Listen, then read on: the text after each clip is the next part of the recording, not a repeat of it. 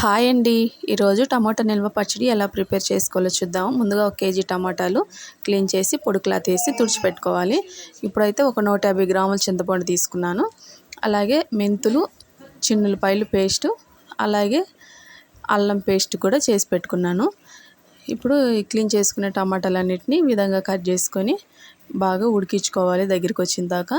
ఇప్పుడు చింతపండులో ఉన్న పీచు విత్తనాలన్నీ తీసేసి పక్కన పెట్టుకోవాలి. ఇప్పుడు 1/2 కేజీ దాకా ఉప్పు తీసుకుంటున్నాను, కల్లుప్పు. ఈ గ్లాస్తో 2 గ్లాసులు అయితే 1/2 కేజీ అయిపోతుంది. అలాగే మనం అన్నీ శుభ్రం చేసుకున్నటువంటి చింతపండును కూడా ఈ టమాటాలో వేసి బాగా తిప్పుకుంటే ఆ వేడికి చింతపండు కూడా మగ్గిపోద్ది అనమాట.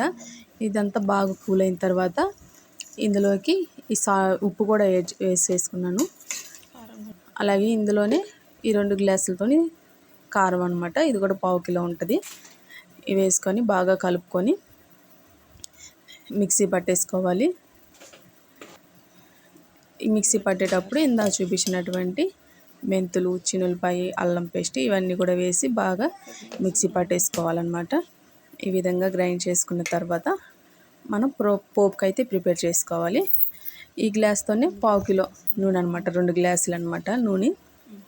2 గ్లాసులు నూనె యాడ్ చేసుకొని పోపు అయితే పెట్టుకోవాలి.